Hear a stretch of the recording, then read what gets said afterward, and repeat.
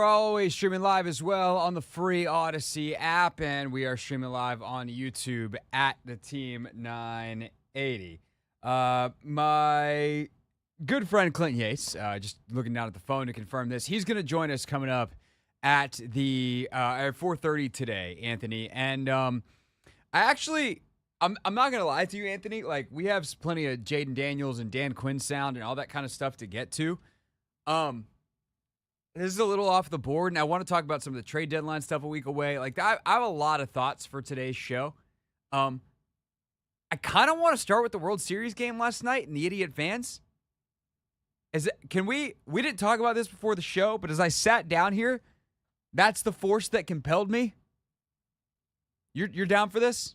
Sure. I mean, I watched the game, so I don't barely even know what happened in the game because I'm just not a baseball guy. I wasn't watching the game. We'll talk to Clinton about the baseball coming up at 4:30. Like, I got caught up, but I wasn't watching it live. But I'm kind of perusing the internet last night, and I see the play with Mookie Betts. So there's a fly ball. Everyone's seen it by now. Fly ball down the baseline, foul territory. Mookie Betts, Dodgers outfielder, goes up to get it.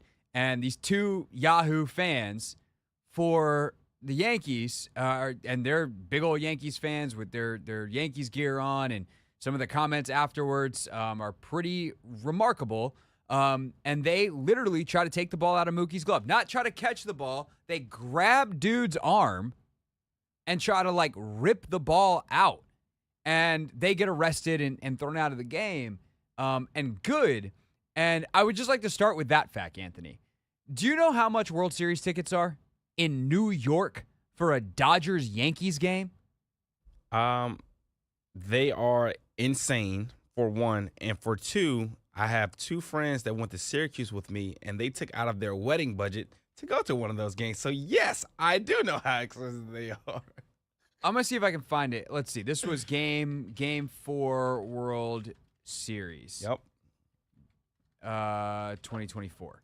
And where they are, expensive because you're close to the wall. Well, let me just see if I can. Let's see what game 5 tickets are right now on Vivid Seats, because that's the first thing that came up. The cheapest ticket, a general admission seat right now, is $491. Now, these doofuses were on the first baseline, yeah? Yes.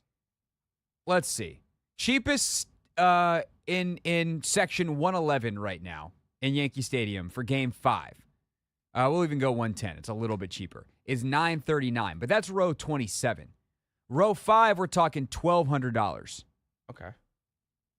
At least. And that's, like, considered a great one. There's more expensive tickets that are farther back. So these guys paid conservatively $1,000 a ticket to get thrown out of a baseball game for getting called for fan interference. Yeah. And I think the thing that bothers me, on top of the disrespect of the game, the self-importance, is the lack of remorse afterwards. Did you see their comments? I didn't see them. They were basically like, whatever we got to do to win. And it wasn't until today that they got banned for game 5. They initially were going to be allowed back. These bleeping bleepers should be banned for life. What the hell is wrong with Major League Baseball? The NBA has banned fans for life for yelling at dudes. And there was some reports of, like, they were yelling racial slurs and all kinds of good stuff. I don't know if those ever got verified, but, like, fans in the area said they were yelling horrible stuff at officers, and, like, I don't know if that stuff is true, but honestly, it doesn't matter. The stuff that I know is true is they have no respect for the game. It's part of baseball is, if I can catch the ball before it lands in your glove, okay. Grabbing at Mookie Betts' arm, they are so lucky Mookie Betts is a cool-headed, calm dude. Because I'll tell you right now, if, like, I was the first baseman, maybe it's because I'm hangry, my lunch is right here. Maybe I'm just a little feisty in the moment as we start the show. But if I was the first baseman, if my current headspace, tell you that much, there would have been a fight. I would have been crawling up into the stands if I had a clear view of what happened. If I was Mookie Betts, that I'll probably just been, like, pointing to security being like, these dudes got to go. But we all have the video replays. We all have every angle of this, and we all have ears and we all have eyes that can read the quotes after, as some of the reporters got to talk to these fools. And there is zero remorse. Zero. And if you show zero remorse for being the worst person in a baseball stadium, you don't get to come back to the baseball stadium. And if I was the Dodgers, I would be livid. I would be throwing an absolute fit. And that's from like Magic Johnson and the ownership levels down to in the clubhouse.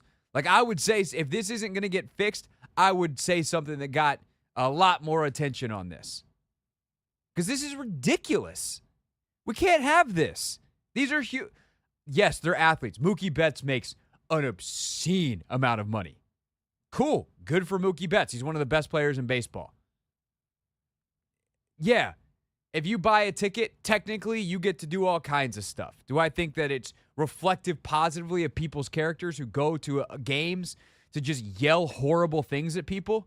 No. Do I think that one guy on Instagram that keeps popping up in my reels that yells funny things at baseball players is great? Yes. Have you seen that, Anthony? Has that come across your feed? I haven't seen that one yet. It might even be a Baltimore guy. But there's a heckler who, like, he comes up with really funny, creative stuff because, you know, in order for it, like, jokes aren't jokes if you just say a mean thing about someone. There's nothing funny in that. Clever creativity, now we're talking. Then you can be even a little bit mean because it's clearly the funny is the point, not say something mean and then say I was joking as an excuse to be a jerk. But some people do that. Okay, fine. That more of a gray area.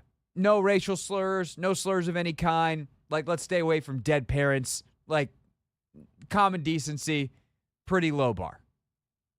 I'm not talking about common good. Literally common decency, low bar. But even then, fine. It's a gray area. You put your hands on someone, that's assault. That's crime.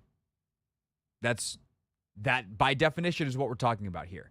And the fact that you can commit assault on a baseball player and then be invited back for Game 5 until eventually they're like, not so much.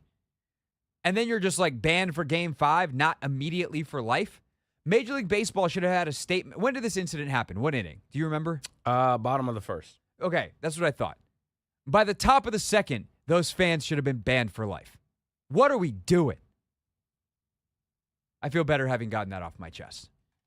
Yeah, I'm not gonna lie. Watching the game was one thing, and then for this to be the second fan interference moment of the series is just like, what's up with Yankees fans? And then I see all the guys on Instagram and Twitter, all the Yankees fans anyway, and they're just being as ruthless as, you know, Yankees fans. I think this is why a lot of people don't like Yankees fans. Yeah, and it's we're New York. We're not for everyone. Yeah. You know what you are? You're freaking losers who are on the sidelines and paid an absurd amount of money to get thrown out of a game. They are players. You are a fan. You belong in the stands. You don't touch, in general, don't touch other people. Especially do not touch baseball players playing baseball that you paid to watch, not to interact with. That's it. 98% of people are like, yes. Another 1% is like, why did you have to say that? And the other 1% is the problem. When we get back, we'll get back to the football. And then coming up at 4:30, Clinton Yates will join us. We'll talk to him about the baseball. He was there last night. We'll also get his takes on how he consumed the Hail Mary on Sunday. That's all still to come on the Hoffman Show on the Team 980 and always live on the free Odyssey app.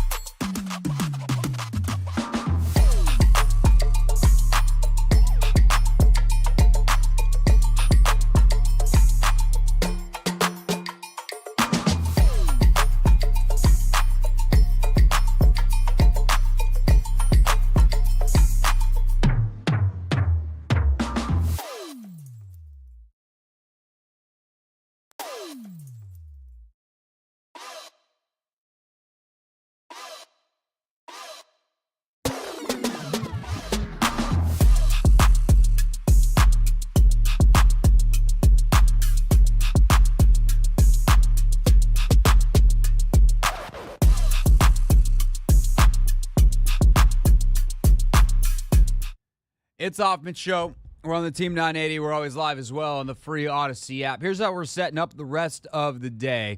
Clint Yates joins us. He's on his way to Yankee Stadium coming up in a few minutes. So we'll talk about that, and we'll talk about his impressions of the Hail Mary and kind of where he was for all that this weekend. We will be joined by Kevin Sheehan, our colleague, of course, who hosts 10 a.m. to 1 here on the Team 980 at 5 o'clock. Kevin is, of course, our resident Washington football historian. So in terms of the greatest plays that he's ever seen in franchise history, where does that Hail Mary play and kind of what's his sense of where things are? If you don't get a chance to listen to Kevin during the day, we'll get you a little dose of Sheehan here in the afternoon. Competition Wednesday at 5:30, so we got a bunch of great stuff coming. And you hear a lot more from Dan Quinn and Jayden Daniels coming up at 6 o'clock. But both guys talked today. Obviously, their first day back at work since Jayden completed that pass to Noah Brown, the Hail Mary heard around the world. Literally, by the way, actually, Anthony, around the world. That was a turn of phrase I just used. But then I remembered. I was talking to my wife earlier who has a colleague of hers. She works at like a global company, a global law firm. Colleague of hers that works in Britain that wanted to become an American football fan. His favorite colleagues at work are the DC folks. So he decided he was going to become a Commanders fan. And this is very recent. And she's just kind of like, you don't realize how blessed you are because you missed all the bad stuff. But he was watching the BBC the other day, and he was basically like, we never get any American football in the BBC telecast in the sports section except for the Super Bowl. It's once a year, but they played the Hail Mary. That's actually insane. So, hello to the BBC.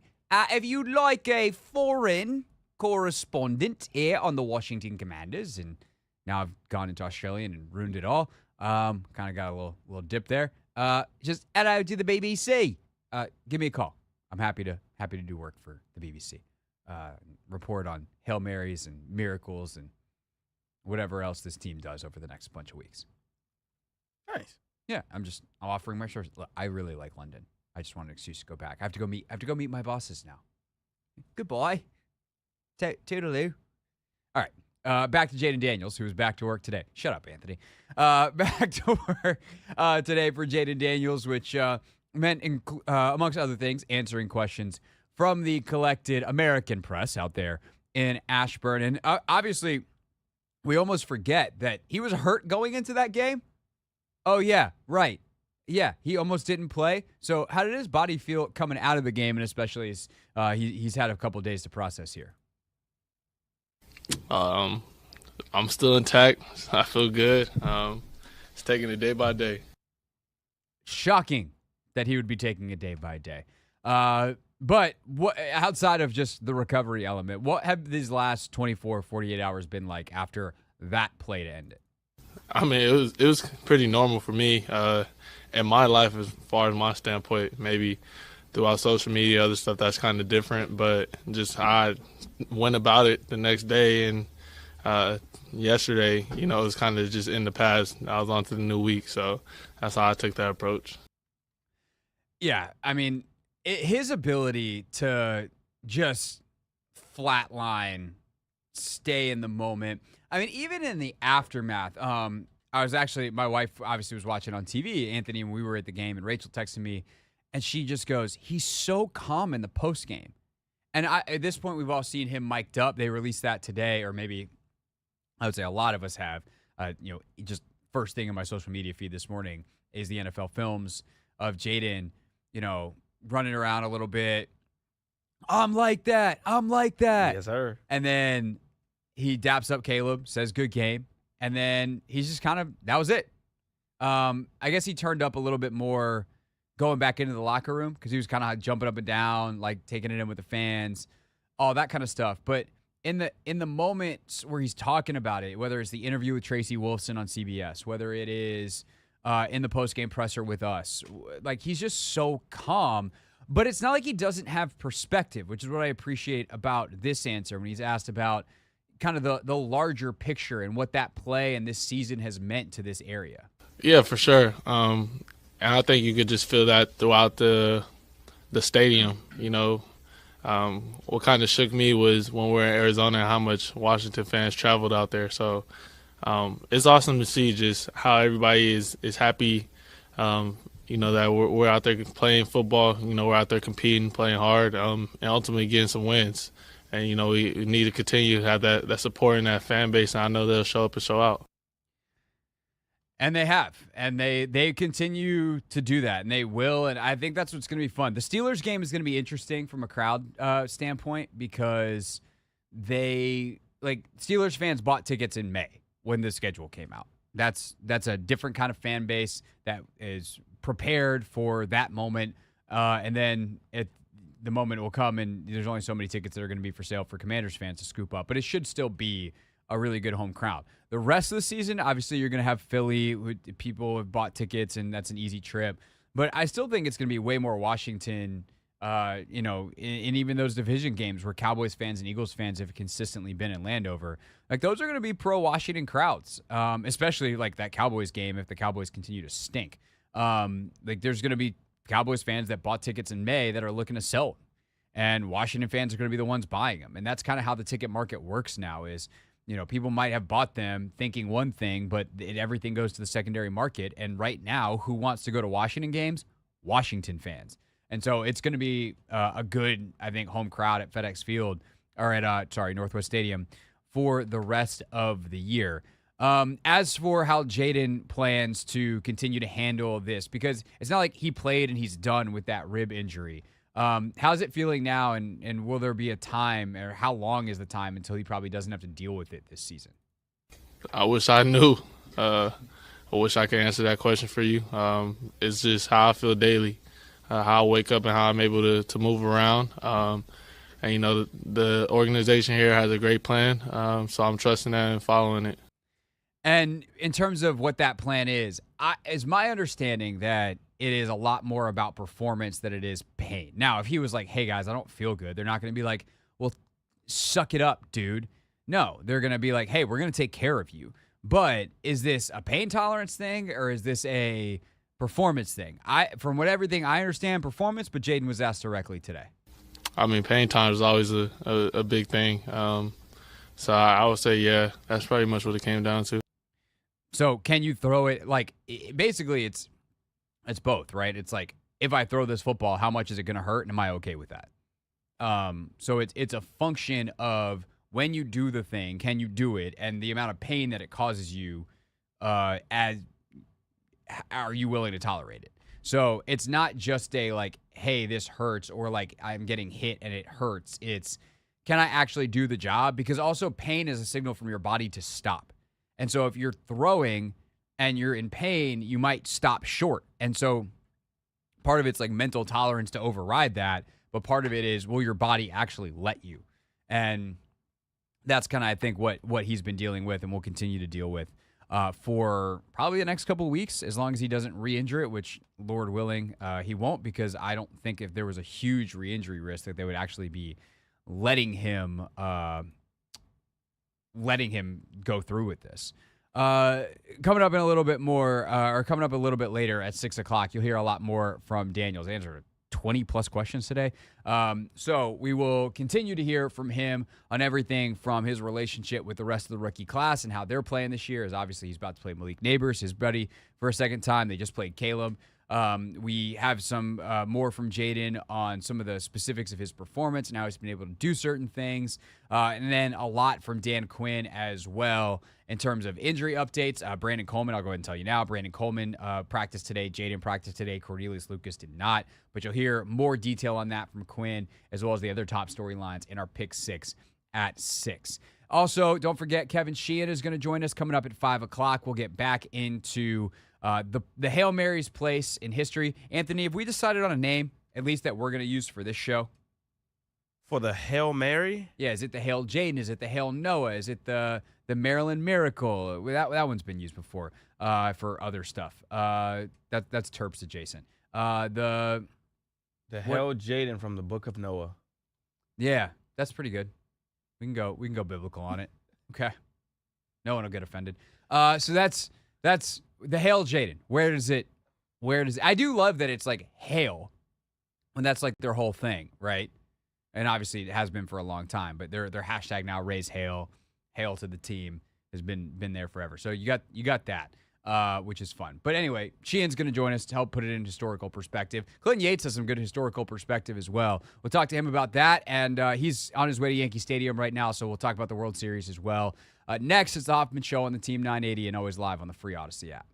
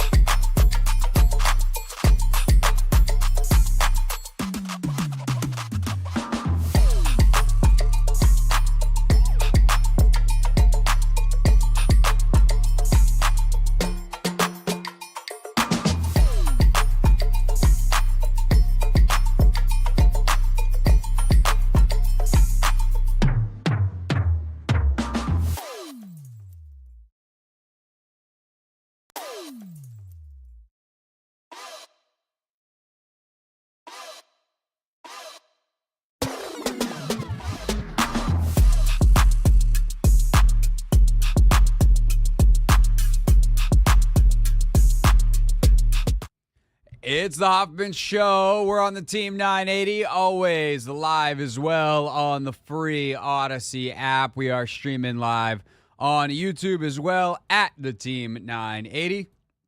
And it is our pleasure to welcome in, as we do, basically each and every Wednesday, except for when, we have like insane amounts of things that we have to do that cost us a week of Clinton Yates, for which we sincerely apologize. We welcome in our pal Clinton Yates. Yates, live from Yankee Stadium or on the way to Yankee Stadium. What up? There's no need for apology, Gregory, all right? This is the business that we chose. What is it Tony Cornell used to say?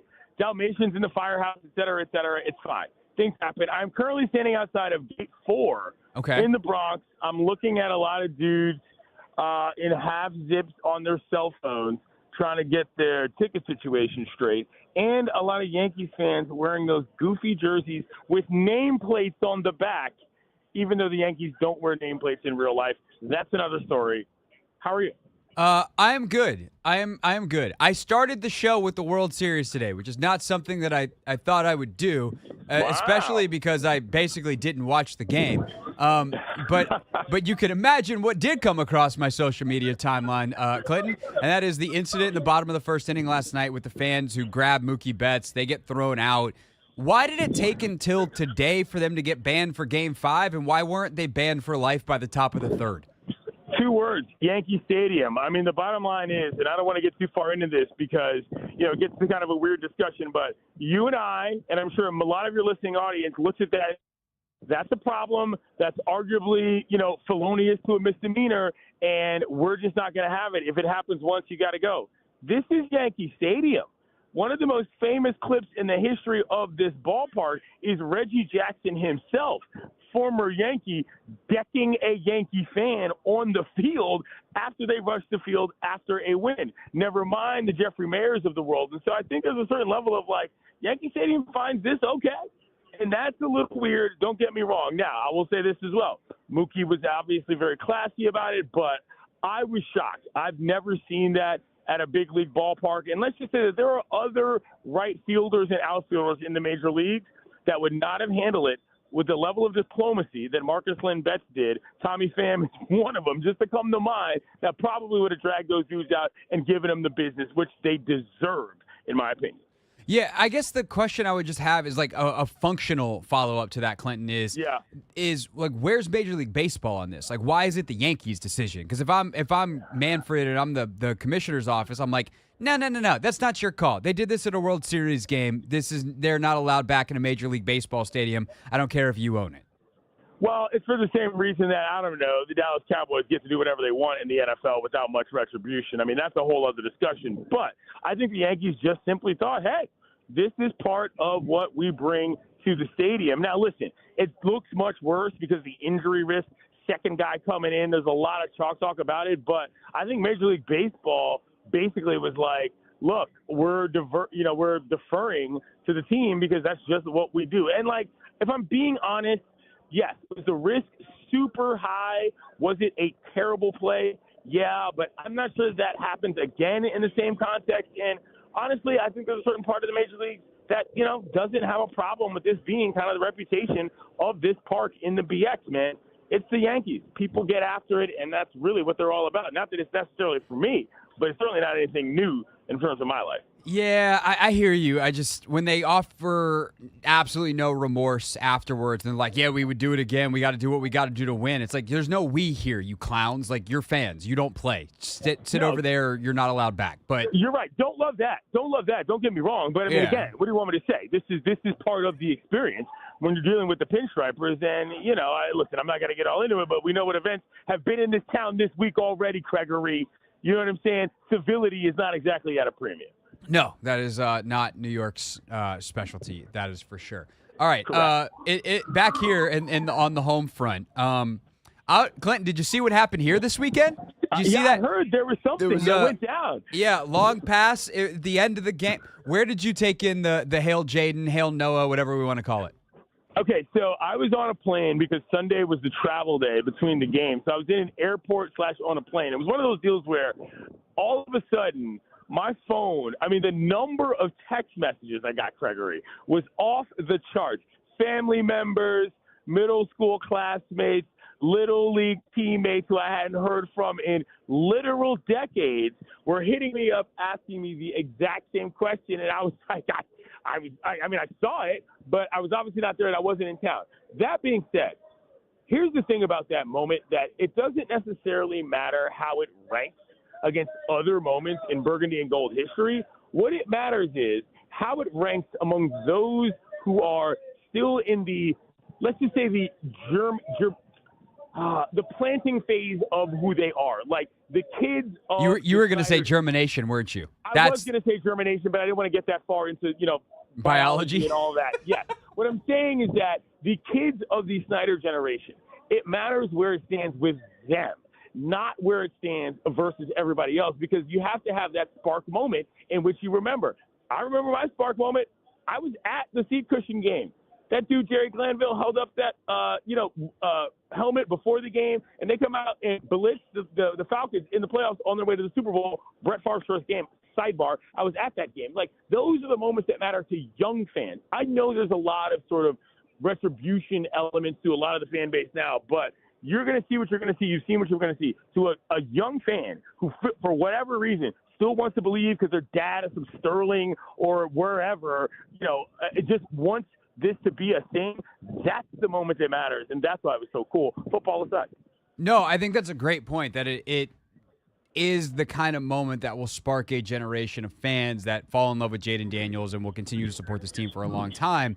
I think the other side of that coin, though, is, like, there's a lot of fans that have been kind of waiting, their toes maybe been in the water, and I feel like there was a bit of a Band-Aid ripoff this weekend where it's just like, I got to believe now because that happened. And that, to me, was what was also interesting about it, is fans that have been fans since the 90s, the 80s, the 70s, the 60s, that have been kind of out for the Snyder era.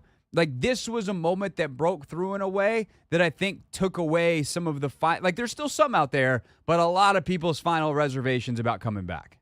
Yeah, and I think that's fair. You know what I mean? The runway is clear, if you will. For me personally, as a person that's sort of divorced from this, and not in any sort of non-amicable way, it kind of felt like, your baby mama had some new kids. You're rooting for those kids. You're not going to be a problem. You're not going to get in the way. You're going to support when you can, and that's just how this goes. That's totally fine. There is a definite different demographic of people now that exists versus before. The diehards are always going to be there. The people that definitely want them to win all the time are going to be there. But you're right. That toe in, toe back, people are like, oh, that was cool. You know what I mean? You might sell a couple extra jerseys. I saw a couple of tweets about guys who came into the stadium, walked out with the Jayden jersey on, that kind of stuff. You're going to get a lot of that. The homecoming, if you will, is finally real, especially when you fold in things like Darryl Green, 2-8 getting honored, normal things that happen with franchises that respect themselves and their fans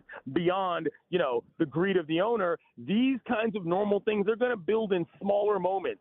And that Hail Mary added a big one onto another one. It was pretty cool to see, man. I was very happy for a lot of people back home. Anthony, you want to tell Clinton what shirt you walked in and out of the stadium in on Sunday? So Clinton, I had on a purple Omega Psi hoodie, and I walked out with a Jayden Daniels jersey on my back. Wow, Q-Dog's in the building. Okay, that's my man. Good work. No, I totally understand that, though, and because, listen, when else are you going to do that, Craig? When else? You just witnessed the greatest victory in the history of that field? You know what I'm saying? Yeah, you're copping something on the way out, if for no other reason than remember that you were there. Mm-hmm. We were there, and that was that. Good stuff. Yeah, the best part is Anthony was in the press box. He took off his credential and then went downstairs to the team store. Oh, God. Sidebar, that's funny because, I'm at the World Series, and the World Series is growing to the point now where the amount of clown towns that are in and around the media scrum and these situations is so off the charts. I respect what you did, Anthony, but there's a line, Playboy. Don't cross. I couldn't help myself. I can see that. I think what he did is on the safe side of the line. I will say, though, I was walking down from the press box, obviously not with Anthony. He had gone to the team store, which I didn't learn until Monday. But I was walking down with David Aldridge, and I was like, that's one of the coolest things I've ever seen in my whole sporting life, and it might be the coolest thing I ever see in my sporting life. And when David Aldridge looks at you and goes, yeah, me too, you witnessed something pretty special. Yeah, the DA has seen it all, and I think on some level, too. Like, if that happens in Chicago, it's a different story. Almost to some degree, if that happens against a different team, it's a different story. A positive memory in that building is so few and far between that on that level alone, it's remarkable. Never mind just what it was. 10 out of 10 experience, and you got to love the idea of Daniel M. Snyder somewhere on a super yacht in illegal international waters looking at that and launching his champagne off the side because he's so upset about the fact that everybody's having fun without him. And Tanya, too. Yeah, have fun on your boat, you loser. Exactly. That's Clinton Yates, everybody, with us from Yankee Stadium. Enjoy the game tonight. Do you think that you will be covering multiple more baseball games this season? God, I hope not. And no, I don't. All I'm right. kidding. No, you're not. You would like this World Series to be over and the Dodgers to win. And that's perfectly fine. Clinton Yates, you can follow his coverage tonight on Twitter at Clinton Yates, and obviously read all his work at ESPN and Anscape. Clinton, always a pleasure, sir. Talk to you on text messages whenever we decide to and on the radio next Wednesday. Always a pleasure, never a chore. Talk to you later, kiddos. All right, that is Clinton Yates, everybody, with us here on the Hoffman Show. Anthony, what are we doing next? We have. Hold on. DQ Jayden. Okay. We'll have a little bit from Dan Quinn before we get to Kevin Sheehan next here on the Hoffman Show.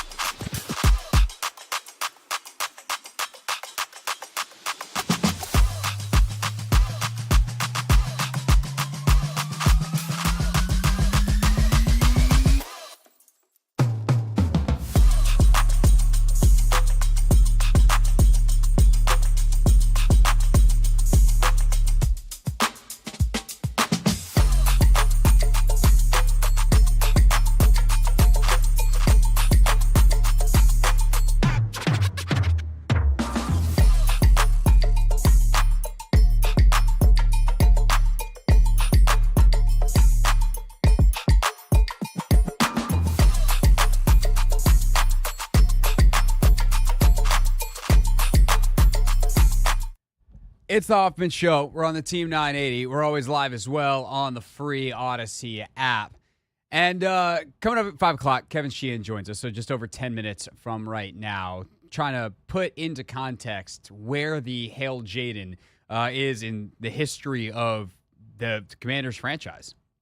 Is that the best play in the last 30 years? Is that the best play that he's ever seen, period, given circumstances, 1 versus 2 pick, Jayden, not even healthy going into the game? Like, obviously there's a lot of playoff plays that are really important because they've got 3 Lombardi trophies, but we'll get that from Sheehan. And I also want to talk with Kevin about where this team goes next and specifically how aggressive they should be at the trade deadline, because I think there's a lot of meat on that bone. It is a very interesting topic because I think I can make legitimate, compelling cases for and against making moves. And so I want to talk that through with Kevin. He's a good person to talk about that stuff with. And so we will, coming up at 5 o'clock. Right now, though, Anthony, we were watching NFL Live in the break because that's what's on the TV up here. And you were like, dude, look at the screen. The last 4 weeks, right? Last 4 weeks was when the stat is? Yes, sir. The Commanders are 3rd in the NFL in defensive efficiency. That is including games against the Bears, who had put up big points previously, the Panthers, who had started to turn things around, the Ravens, who are the Ravens, and then the Browns, who they're terrible. That's the game I keep forgetting about in there. I was like, there's another game. Right, the Browns. What a forgettable football game. An absolute thrashing of 34-13. With that said, though, like, Ravens, Browns are the Browns, Ravens, Panthers, and Bears, not the best offenses in the NFL outside of the Baltimore part of that equation. But the fact that they're 3rd in the NFL in defensive efficiency, I think begs kind of the question of where are we on this defense? And I have been at the point since, I don't know, at least the Cleveland game, if not, frankly, the Arizona game. Arizona game was like a trial balloon because they didn't play great against Cincinnati, although they played better than the 33-point score in terms of down in, down out consistency. And I was like, against other teams, some of the big plays that Burrow and Chase created, I don't think are going to be problems. And I feel like they've been pretty consistent, frankly, since then. I mean, obviously, the Giants game, they played a lot better. And it really was only the Tampa game week 1 that was a mess. And so, do we trust this defense as is? Not to say that it can't be improved, obviously. But how much trust do we have in this defense as is to get them where they want to go? Which I'm going to say at this point is winning a playoff game or 2. Maybe not Super Bowl aspirations. If we on the outside are being realistic, they absolutely should have them because why else do you play? But is this defense good enough in this NFC to beat the other teams that they're going to have to deal with come playoff time if we say that they're going to continue to play football well enough that that's where they're headed? And with the 6-2 start, that certainly seems like the direction that they are. Yeah, like going based off the stat alone, just being 3rd in the NFL the last 4 weeks. And I was more so quick to, dismiss the work that we have done. I think we should be doing this if we're going to compete against teams that are in the middle of the pack or even, a team like the Ravens that, to me, is, top 2, top 3 in the NFL. But it's more so, I guess, me having higher expectations if we are going to be, sort of kind of a contender in the NFL. And I think that's why I have so much, I guess, or I was just so quick to disregard what we've done against the Panthers or the Bears or the Browns, just because I want to see us have that same kind of impact when we go against, I don't know, I guess a team like the Packers, maybe in the middle of the pack, or, the Vikings, something along those lines, or even like the Dallas Cowboys. They got a lot of talent. Can we, have that same kind of impact against a team like that? Yeah, I mean, I just got a lot of questions. Yeah, I have questions. There's some personnel strengths and weaknesses, let's say, on this team, obviously. But I do think it's worth pointing out that, like, in the same way I'm going to talk about this with Kevin on the trade deadline, oh, they got to be better if they want to compete. They're 6-2 and second in the NFC. What more do you want? Exactly. And I am the ultimate process guy, but at some point you have to go, hold on, let me take a step back here. Hey guys, I'm back here. I have a wider view. Yeah. I can see all of the trees. We're not losing any of them in the forest. The forest looks really good. What more do you want? They're 6-2. And by the way, everything has been trending the right direction. I mean, this defense was horrible against the run earlier in the season. They're 12th in the league in EPA per play against the run. That's top half. Yeah. And EPA per play, and again, it's just one stat, and it's estimated points added per play. So you want a negative number. Obviously, you want to take points off the board by how your defense is doing. They are 18th, minus 0.04, which is tied with the Eagles in the range of the Dolphins, which is actually kind of surprising. The Browns, the Colts, the 49ers, they're a little better than the Saints, the Giants, the Seahawks. And these margins are all pretty close. The Broncos are way out ahead of everybody. They've been phenomenal. But at the end of the day, we're talking about a defense that has continually improved. Joe Witt, I think, has become a better play caller as the season's gone. So the guys have been more comfortable with the scheme. Guys like Jeremy Chin have continually played better and better. Yeah, BSJ has his moments, but he's also had his really good moments. And look at the 4th and 1 against DJ Moore. And down in, down out, you're not hearing a lot about him. Which is exactly what you want outside of the Baltimore game, where obviously Zay got him a couple times, but Zay got everybody in that game. This is not a perfect defense. I don't even think this is a great defense. Couple of weeks, they've been a really good defense. But if their offense is going to be the best in the league or one of the 5 best in the league, then if they can be the 18th best defense, they can win a lot of football games. And so it sets up the conversation of what does Adam Peters do between now and next Tuesday when the trade deadline happens. By the way, the deadline itself is at 4 o'clock, so we will have any late breaking news here on the Team 980 on the Hoffman Show. But I actually feel pretty solid about it. Not overconfident, not unrealistic, but I feel pretty good. I think they're fine. And there's ways they can still get better as they implement some pieces that are coming back from a health standpoint. Kevin Sheehan will join us. We'll talk to him about that and all the other things that we've been telling you we're going to talk to Kevin about next here on the Team 980.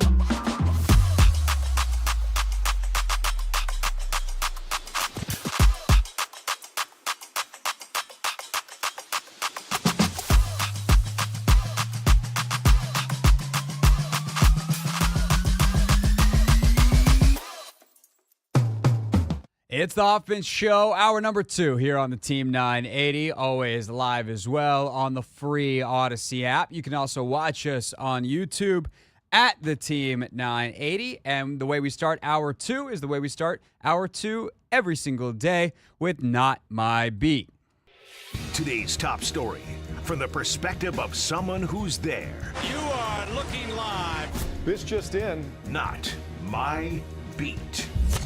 Joining us today, our colleague, who of course hosts the Kevin Sheehan Show from 10 a.m. to 1 p.m. It is the one and only Kevin Sheehan. Sheehan, what's up, dude? Welcome back to the show. What's up, Craig? How you doing? I'm doing well. So the intro is like someone who's there. How long have you been doing radio in D.C.? You've been a fan your whole life. You grew up here. How long have you actually been doing radio in D.C.? Just for the record.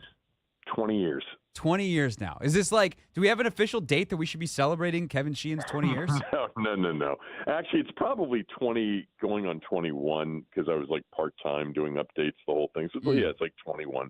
Okay. I feel like that's something that we missed as a station that we should celebrate 20 years. I don't like to be celebrated for much anyway. I'm not a big birthday guy. I'm not a big, I like other people's parties.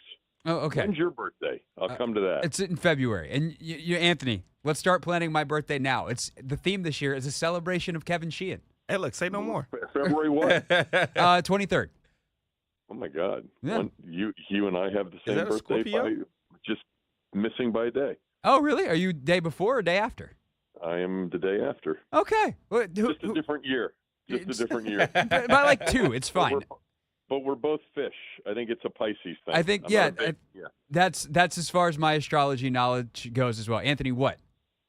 Did I say Pisces or Scorpios? I don't. I You meant didn't to say anything. Pisces. Your mic was off. I meant to say Pisces. Sorry. Oh, okay. You didn't say anything. Your mic was off. So Anthony, just focus on Georgetown Prep's schedule. Get that. Hey, look, Kev, I got you. all right. The reason we wanted to have Kevin on is because Kevin, doing radio for 20 years in this town and being a lifelong fan, has such great historical perspective. So it's always fun when big moments happen or we're trying to kind of figure out the perspective of something and bring Kevin on and get his. When you make your list of like all-time moments of burgundy and gold history that you have witnessed, you have read about, that exist in the franchise history, how high is the Hail Jayden or whatever we want to call this thing up on the list? And do you have a name that you like yet for it?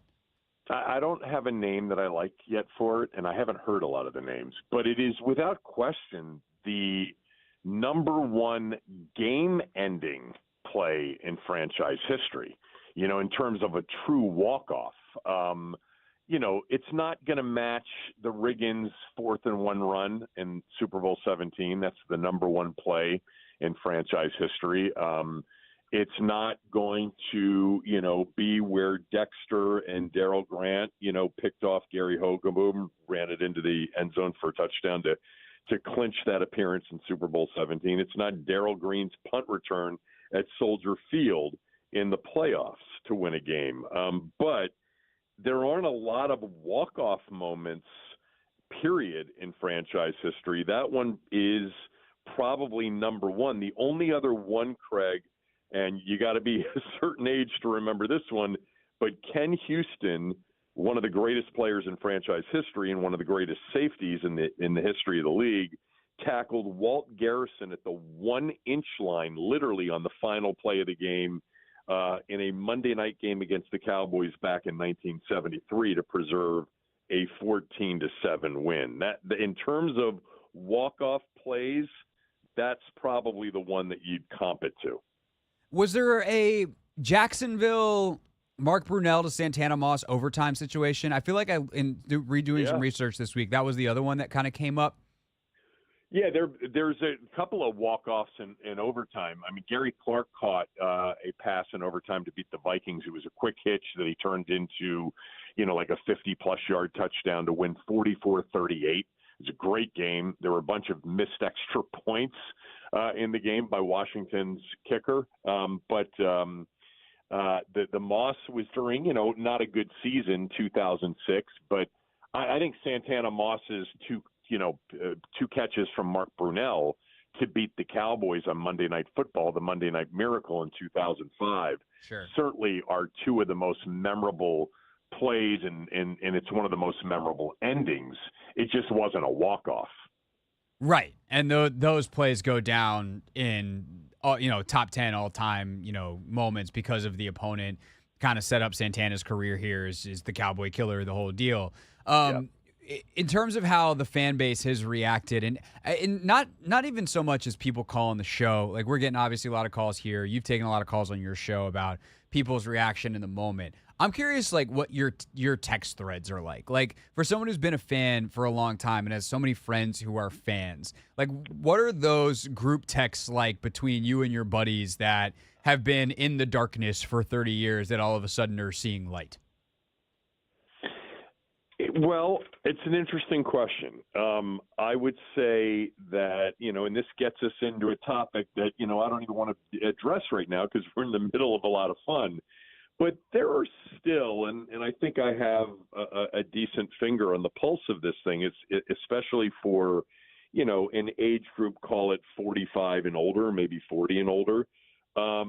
There's still, some distance between this right now. I think, we've got 9 games left and there are going to be some playoff games this year. And there's a superstar player. Like, it's the perfect storm for bringing as many people back in the shortest period of time. It is a team that's winning. It's a team that's winning big. And it's a team that has a superstar player at quarterback. So all of those things have come together at once. And all of a sudden, I mean, look at where we were 8 weeks ago and where we are now. The team is the favorite to win the division. Actually, they're not this week. They're now a slight underdog. But they are certainly in the division race. They are in the race to be a top 2 seed, in the NFC. And they've got a player who's a legitimate MVP candidate. And so that's going to be interesting to see what the result of that is. The result so far is a lot of people are really excited, and I think a lot of new fans are coming to this team. A lot of younger people who never really had a reason. They live here, but they didn't have a reason to root for the team, are now gravitating towards the team. The game they haven't had a sellout yet, Craig. I would assume they're going to next week against Pittsburgh. Some of the early results from the television ratings locally weren't off the charts, but I do have this sense, like anybody that's doing what you and I are doing, that there's a tremendous buzz that we've not had here since 2012. 2012, the fan base was still intact for the most part, even though it was disillusioned, but it was still intact. Over the last 7 or 8 years, 2/3 of the fan base left. So there's a lot of work to get them back. But, this is the perfect storm to test the theory as to whether or not somebody who says they're out is really out. Kevin Sheehan with us, of course. Check out the Kevin Sheehan Show daily, 10 a.m. to 1 p.m. here on the Team 980. It's really interesting you say that because we had Clinton Yates on about 40 minutes ago, and he talked about very similar feelings that there's plenty of his buddies that are back in, but also plenty that are not. That there's like kind of, hey, nice job over there, but like I'm out. I already left, and I've emotionally separated. But he brought up an interesting point that I think was really good too, that you just touched on as well, which is that, younger fans now have their moment where they go, oh, I'm in. This is fun. Because at the end of the day, like, especially when you're young, and I'm talking not just like teenagers or young people in their 20s, I'm talking about like people that are 8 years old and are just, hey, that's the cool thing, because that's how an 8-year-old brain works. They have this moment now that has brought them in. And I'm curious if like anybody, in your neighborhood, any kids that like with that, if you've gotten a sense of that younger fan base, or even just like, obviously not 8-year-olds calling the radio station, but that younger fan base starting to call your show. And also just for posterity here, do you remember what that moment was for you that like solidified your fandom, whatever year that was? Well, first of all, yes. I mean, I've had more, and maybe you have too. I've had more first-time, long-time, calls Yes. than I've ever had in the last month and a half. There's definitely more interaction, both radio, podcast, et cetera, with younger fans. And I love that. And by the way, older fans, the lifetime value to Harris and Company isn't as great as the 8-year-old fan. Fair enough.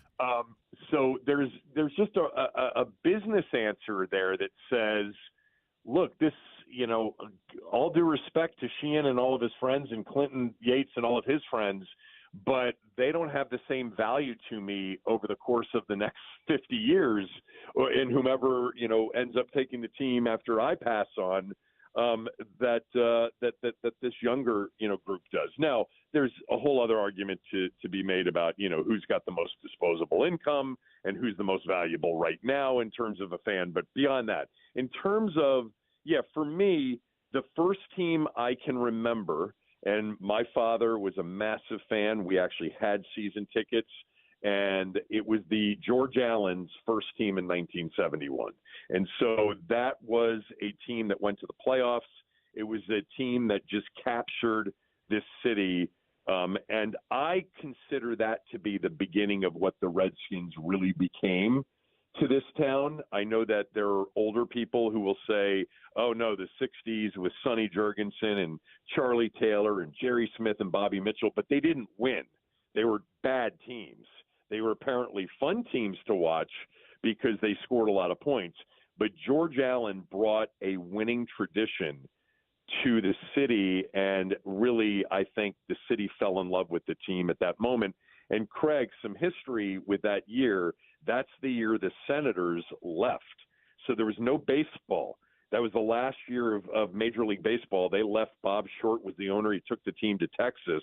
They are still the Texas Rangers. And so for 34 years, there was no baseball. There was no hockey at that point. There was no NBA. The Bullets were in Baltimore. So they were the only show in town, and the city fell in love with that team, and then in love with, everything that followed. No, that's great perspective. Great. And it just kind of tells you how the dynamics shift over the years from the Senators to the football team, and now the different dynamics here. And I think one of the things that in some ways, like the Harris ownership group lucks out on is none of the other teams really are crushing it right now. And yeah, the Nats obviously win in 19, the Caps win the Cup, but haven't really done anything significant since then. There's obviously been some other teams that have emerged in the last couple of years, but that just are not going to compete bluntly with the NFL. And like the Mystics, the Spirit are selling out over at Audi Field, but like that's a very different audience and crowd than what we're talking about with an NFL audience and crowd. And so there still is this void for this team to fill, even though that void has been there since kind of they left it, I guess 1990, whatever, or if you even want to say 2015, kind of that breaking point that you referenced earlier where 2/3 of the fan base leaves. And whether it was directly tied to like the Cousins contract situation, I guess 2015, 2016, 2017, how RG was handled at the end and certain people's opinion of that at the time, whatever someone's breaking point was, there hasn't really been the void that's gotten filled. And the basketball team plays a huge, the Wizards play a huge role in that. But I think the city dynamics, if I'm Josh Harris and I'm looking at the sales side of this thing, like I'm pretty excited about the opportunity here. Yeah, and I don't think a big winner was ever going to have a difficult time if it was the football team. Like there's always been, this, I know this, anybody that does what we do, has always had a sense of this, regardless of what a post poll, reflects about the most popular team in town. There is, in terms of volume, there's even as bad as they've been, as much as the fan base has eroded, the conversation about the football team has always been number one. And there really hasn't been a close second ever. Even when people weren't going to the games or weren't watching the games, the conversation about the team and the fact that it was just sitting there simmering like, they were one great player, one great team, away. Now, there got to a point, obviously, with Snyder where he had to go or people had checked out. And then, what we were talking about earlier with respect to the name, et cetera. But this is a basketball city. Anthony will tell you this at its core in terms of how many people are involved in that sport and how great youth basketball and high school basketball. And, we've been so lucky as a major market to have two major, college basketball programs in the market. Just unfortunately, the NBA team's never been good. But in terms of interest in watching and consuming, it's football. It's football in almost every city. Really. No, 100%. So that leaves us about 2-3 minutes here to talk about the football team moving forward. Now that we've put the context in place, and the hot question that I think you and I will be tackling on our shows the next 5 to whatever days between now and Tuesday. I don't know. I'm not very good at math, Kevin. However many days there are between now and next Tuesday. Is what should Adam Peters do? How aggressive should he be? Do you have strong feelings on how aggressive they should be in adding a piece to this roster as they sit at 6-2? They have all the cap space. They have some extra draft picks and a roster that is, based off what we thought it would be going into the season, overperforming. I mean, there's kind of a long step-by-step process that you have to go through to get to, okay, should we or shouldn't we? But my gut tells me that they absolutely should be talking about this, talking to other teams about it. They have an offense that is capable of winning against anybody that they play against. The defense, I'm not sold on it yet. I mean, I don't know. They got run on the other day, and they gave up 200 yards in a quarter the other day against a team that had been struggling and a quarterback that had been struggling. I still think they need a corner. I still think they need a pass rusher. Whether or not somebody that fits what they're looking for is available, who knows?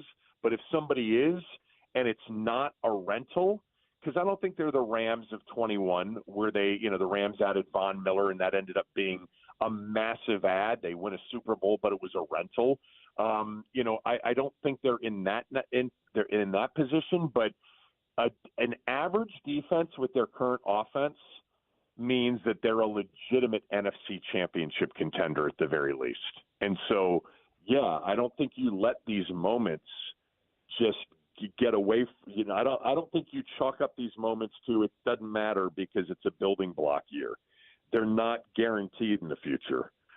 So I would take advantage of it, and I would be calling around. And if you can find a corner or a pass rusher that fits what you're doing, fits your culture, and isn't a rental, I would definitely consider it. I would too. And something that I'm chewing on and I want to talk to some folks about, and you get to be the first person I bounce this off of here. We get to do it live on the radio, which is fun, is how much their success actually also impacts what I think about what they can do moving forward and whether that's actually would be wise to go add someone that is not a rental at a premier position. Because if you want the top corner in the draft in a good corner draft or the top pass rusher in a good pass rusher draft, you got to pick pretty high. They're 6-2. They're not going to be picking terribly high unless they lose out the rest of the season, which would involve all kinds of things that have gone wrong. So is their success also a factor here in terms of where they will be in the draft, knowing that if you want to get the best pass rusher, the best corner, the premier guys, they might not be available to you where you're drafting because of how good or how well you have done?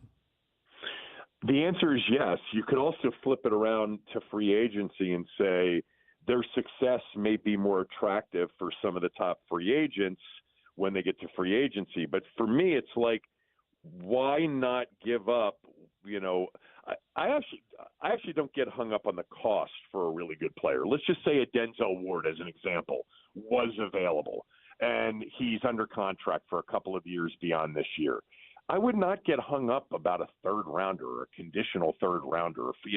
By the way, look at the prices that have been paid for some of the, wide receivers that have been traded. I mean, it's been much less than what I think anybody anticipated. But I totally agree with you on the draft. I wonder whether or not free agency, Washington now with Jayden Daniels, with a winning program, with a well-functioning organization, becomes more attractive for free agents. Remember the Amari Cooper year? They traded for him, remember, at the trade deadline, and it turned out to be a great trade for them. He was a rental at the time, but they signed him, and he took less money to stay in Dallas than Washington was offering. I think Washington's in a much different position moving forward in free agency after this season. I 100% agree. My only thing with free agency is great players truly great players aren't acquired in free agency because their teams re-sign them. And so, I that's why I kind of lean towards, sometimes you can get them via trade because the finances no longer work for the incumbent team because they sign that player with the intention of being good. Things go sideways. They're not good. All of a sudden, it's like, we would value the cap space and the flexibility and the extra draft capital. And so I think that is something to consider for Washington for sure as we approach next Tuesday. Kevin will be talking about it 10 a.m. to 1 p.m. You can also check out his podcast. They're both called The Kevin Sheehan Show. Kevin, always a pleasure to have you, sir. Appreciate you, and I'll talk to you down the line. Thanks, Craig. All right, that's Kevin Sheehan with us here on The Hoffman Show. When we get back, the Wheel of Mediocre Punishment is currently on Anthony's side of the studio. However, that's not because we've checked and we 100% know it's staying there. I truly do not know what we are about to uncover. Did Anthony or I win our picks this week? I don't know. We'll find out, and we'll pick 3 more games against the spread, against each other on a Competition Wednesday, next on the Team 980.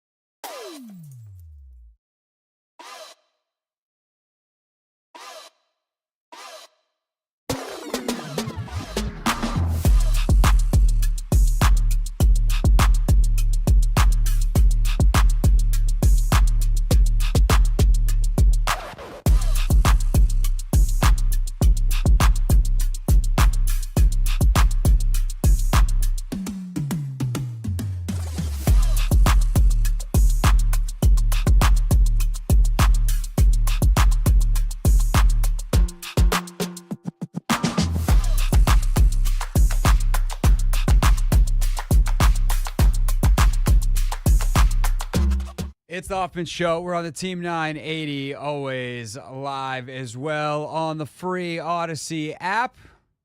It's almost done, Anthony.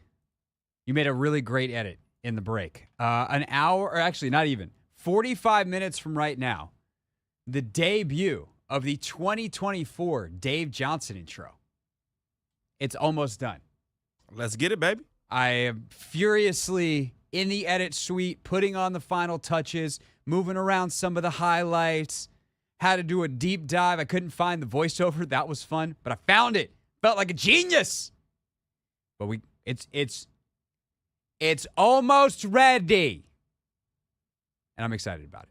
So we'll let that get unleashed at 6:15 tonight. Our pick six at 6, of course, precedes that. And then coming up in the next half hour here, it is time for Competition Wednesday. We don't have it open for Competition Wednesday, do we? We just let it rip. Yeah, I think we just do it. Okay, I couldn't remember. Sometimes, even though, look, everybody, my name's on the show. Doesn't always mean I'm in charge. Is what it is. All right, so the last 2 weeks, your boy has gone undefeated. That I'm 100% confident has not happened. Anthony, I have the picks here. Yeah, I don't know if you write these down on paper. You might also write them down on paper, but I have them in a spreadsheet. So, if you're new to the show, this is how this goes. Anthony and I pick 3 games against the spread, and then we pick a 4th game together where we're on opposite sides in case of a tiebreaker. We try not to pick the same games, and we haven't thus far, but we are allowed to. And then the following week, we go through the games, see how we did, and the loser has to spin the wheel of mediocre punishment. The wheel of mediocre punishment is currently residing, if you're watching on YouTube, behind Anthony. There it is. It has things such as eating 5 kinda hot wings, has 3 minutes in an ice bath, last week when I won, Anthony spun and got the fantasy sub, so I got to sub Joe Mixon out of his fantasy lineup. And who was it that I subbed For Nick in? Chubb. Yeah, how'd that go? He gave me 5 points. Okay. And Nick Chubb got 25, I think. Did you win? I still ended up winning. I am currently second in our fantasy league, I think. Nice. Yeah. I also have a reminder in my phone, Anthony, that it just says, I remember setting this, and now I don't remember the context. Yep. Ask Anthony what he was thinking on Friday. So what game did I pick? Oh, I think it was the Jets game. I think I picked the Jets game, and I didn't want to jinx myself. Yeah. And it still ended up backfiring, so I ended up losing. Yeah. Yeah. All right, so with all of that said, that's the setup. Let's see how we did. First up on the tee was me because I won, and I'm not going to go undefeated this week, Anthony. That is because I picked the Cincinnati Bengals to cover the 2.5 against the Philadelphia Eagles. I thought they were the better team. I thought they were going to win. And sometimes when you pick games on Wednesday, the star wide receiver gets hurt on Friday, and then the teams play on Sunday, and you wish you wouldn't have picked that game. Would you still have changed your pick? I would have probably picked it. I don't know that I would have changed my pick on the game if you made me pick this game. Yeah. Because I really am confounded by the Eagles and I never know what to do with them. But I probably would have picked another game. My confidence level was not as high. I didn't like this slate in general. Me either. So we'll see how that went. So I am 0-1 off that. Anthony, your first game. Ravens-Browns? Yeah.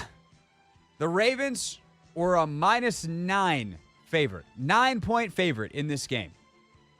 There has been a very bizarre trend in the NFL this year, Anthony, that teams that are touchdown or more favorites have lost more games, not against the spread. I believe the stat is still true.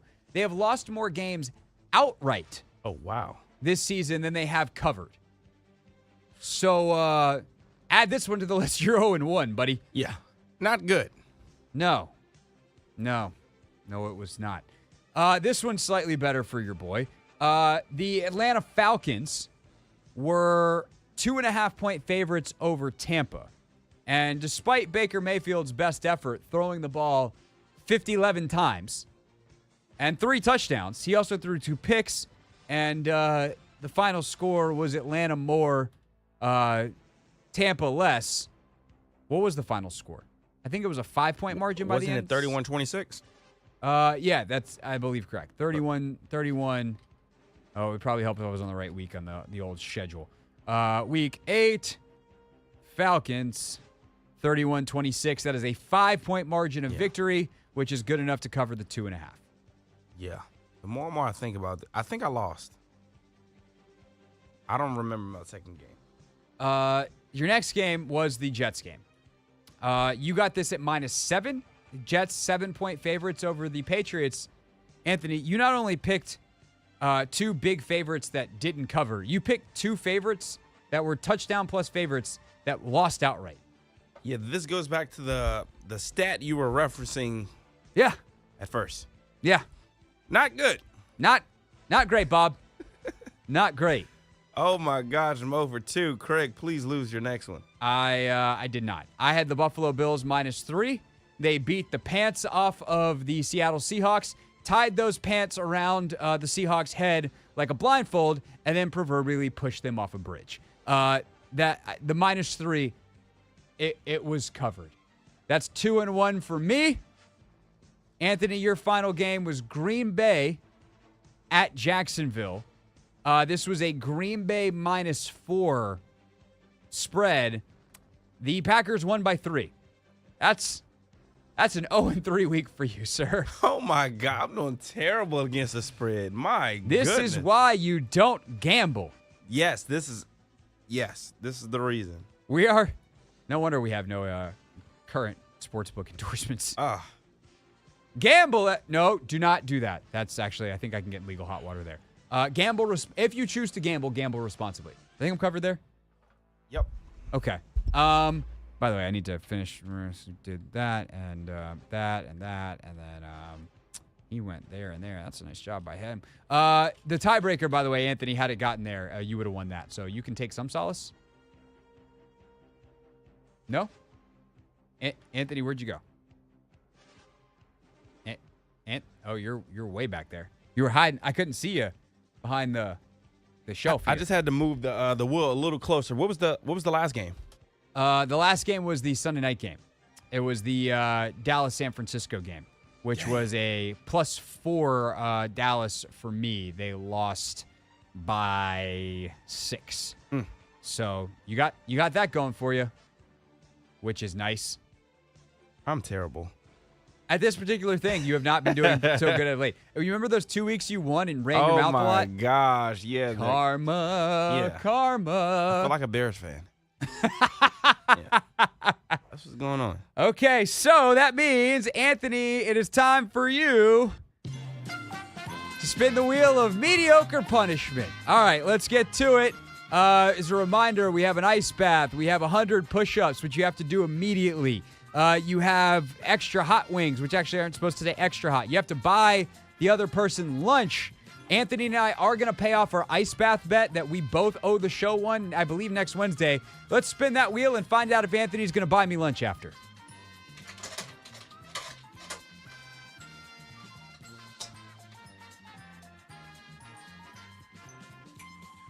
Oh, that's such chicken bleep. For the third time, I get a fantasy football sub. We're about to take that one off the board when you spin it. That's not very fun for the show. Oh, my. So you want me to spin it again? I mean, yes, No, I do. because but if no. I get an ice bath, I'm not doing two ice baths. Honestly, what I want is I want you to have to eat hot chicken wings. I think that's the funniest thing for the show, is for us to get some chicken wings in here and for you to have to eat them spicier than you would order them in a restaurant. Okay, I will spin it again, but if I land on ice bath, I'm not doing another ice bath. We'll have to settle for the fantasy football sub. Okay. Ooh, okay. Well, let's cue up the music again.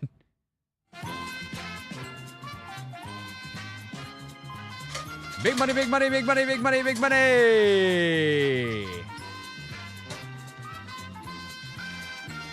It dead ass landed on fantasy sub again. Fine. I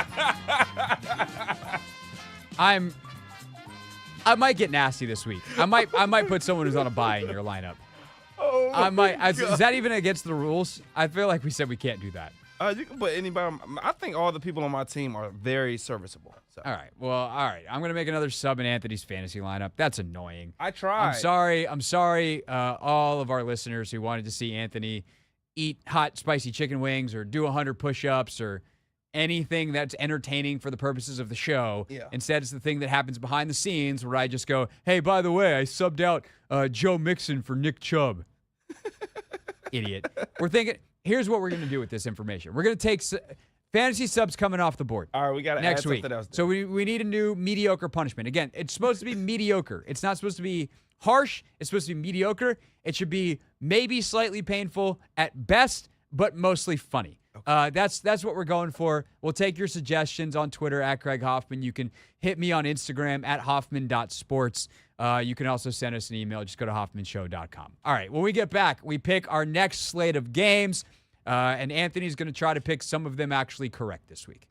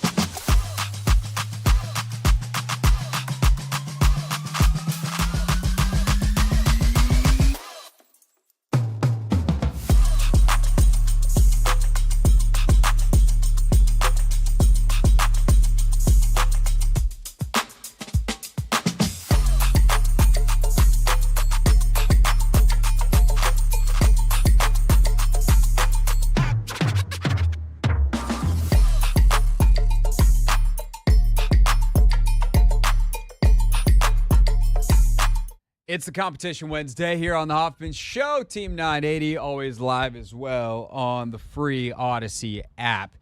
So we're through last week's festivities where Anthony has lost, unfortunately for him. And now we got to pick 3 more games and see what we're looking at this weekend to see who spins the wheel of mediocre punishment next week. Anthony, are you ready to go, sir? You don't have I don't time. really have a choice. Yeah, I was about to say, if not, you better get ready because we got to get going because our pick 6 is, we don't want to rush it today.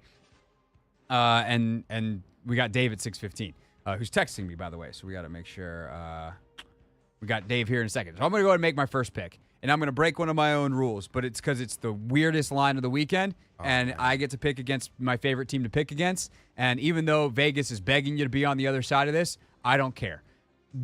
For some freaking weird reason, it's Halloween night. I don't know. The New York Jets are favored over the Houston Texans tomorrow night. They were favored by 1 on Monday. They are now favored by 2, Anthony. I have a pretty easy rule. When I can take the better team and get points, I do that. The Texans are a better team. The Jets stink. I hate them. Houston +2. Write it in pen. I almost said in blood, but that felt a little dramatic. Write it in pen. Houston +2. And if I win or if I lose, I don't even care because I hate the Jets. Man. Yeah, that is an interesting line, but it's Thursday, so it makes sense to me, to be honest. For my first game, I think I'm going to go with the Los Angeles Rams. They are 1.5-point favorites.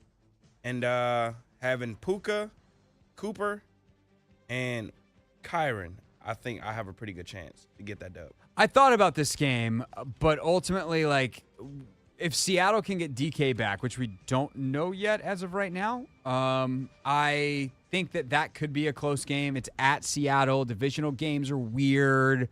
And so I like the other games that I have better, both of which are actually divisional games. But I did think about that one, and that's the side I would have been on.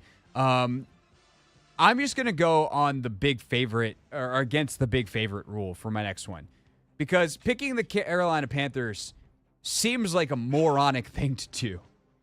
And when you say out loud, people of sports radio universe, I'm going to pick the Carolina Panthers. The initial reaction for you, the listener, should be to take your finger to the button to another station and be like, this guy's an idiot. I'm not going to listen to him. But don't do that. You keep listening to this show because this show is the one that just told you that touchdown or more favorites this season are not only losing against the spread, they are losing outright more often than they are covering. So, division game, the Saints stink. I know they're going to get Derek Carr back, but Carolina +7.5, I think Bryce Young and company can keep it close enough. Just please run the ever-living mess out of the football. Keep this game close. Carolina, you can cover. I don't really believe in you, but I am picking you. Wow.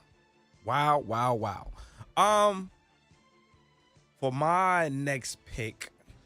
For my next trick. I'm going to do what I did last week. And, for some reason. You went 0-3 last week. I feel like I shouldn't be doing that. You would have thought I would have learned from my previous mistakes. But I haven't, Craig. I'm taking the Kansas City Chiefs -9 Monday Night Football over the Tampa Bay Buccaneers. Best defense in football right now. They are. Baker's going to give them some chances to, capitalize. Baker's going to give them some chances, but he's also going to give his own team chances. This is one I had potentially circled as a tiebreaker. I'm not even going to lie. I would take Tampa on that side of it. That can be our tiebreaker. No, let's see what else we got. I'm willing to just let you lose that one. That's fine. Let me cook. Okay, cook away. Just please don't burn the house down this time. My final game is another division game, but when I get the best team arguably in football against a backup quarterback and it's only 3.5, I'm going to take my shot here. I do think that the Lions are not going to win by 42 again, but I only need them to win by 4. Detroit, this line started at -4. It is now down to 3.5. I'll take the Lions. against Green Bay. It is at Lambeau. That does scare me. Division game on the road, but I think the Lions are that good. Detroit minus 3.5 at Green Bay. Ooh, is Jordan Love not playing? Has he been ruled out? I don't think he's been ruled out yet, but I don't think it looks good either. Yeah. That's part of what I'm betting on. Although Malik Willis came in and looked fine last week, and they've been okay with Malik Willis. There's a part of me that thinks I'm an idiot for doing this. That's a great play by you. For my final game, Jordan Love, questionable. Questionable. I think I want to take the team we played here last week, the Chicago Bears, on the road. They are 0-3 on the road, but I think they're going to try to bounce back after this heartbreaking loss. I think Tyreek Stevenson has something to say. Jalen Johnson has something to say. I'm rolling with the Bears to get the dub. Still Plus one? one. Yep. All right. I'm not going to lie, Anthony. I hate your picks so much. Really? Yeah. Which, who knows? Might mean that I'm correct again and you're in deep trouble. But you definitely picked two games that I would have, I think, picked the other side of. Oh. You think the Cardinals are going to be the Bears? Yeah. Actually, you know what? On first impression selections on Monday, I did pick Chicago. So, I don't know. As I sit here today, I kind of wish I had picked Arizona. I don't know. Tony must have talked me into it. My Rams one is good. I like that one. I know the one you probably hate is the Chiefs, but yeah. I think I'm going to be proven right finally. Yeah. All right. What game do we would like to go head-to-head on in case we need it for the tiebreaker? You have been good on tiebreakers this year. Unfortunately for you, you haven't gotten the chance to use them very often. Yeah. Commanders, Giants, where do you stand? Honestly, I kind of feel like a fool for not picking this. It's a hook. It's at 3.5. Yeah, it's minus 3.5. It was minus 3 earlier in the week. I would take Washington. I would take the Giants plus 3.5. I think we won Really? by 3. I'm serious, Craig. Hell yeah, give me that. I hope we both go 3-0 and I win on this game. That's what I want. Close. That's what I want to happen. All right, I get Washington. Actually, no. Let's do Chargers Browns. Which one? Chargers Browns? Yeah, let's do Chargers Browns. Which side of that would you be on? What side are you on? I'm on the Chargers side. I like my chances with the Giants. I'll stick with the Giants. Yes! Oh, I love it. Okay. That is a competition Wednesday, boys and girls. When we get back, it's Pick 6 time. 6 biggest storylines of the day. Because our show ends early today with Wizards basketball, it is going to be 6 storylines coming at you. Quick, fast, in a hurry. Get ready. The Pick 6 is flying next.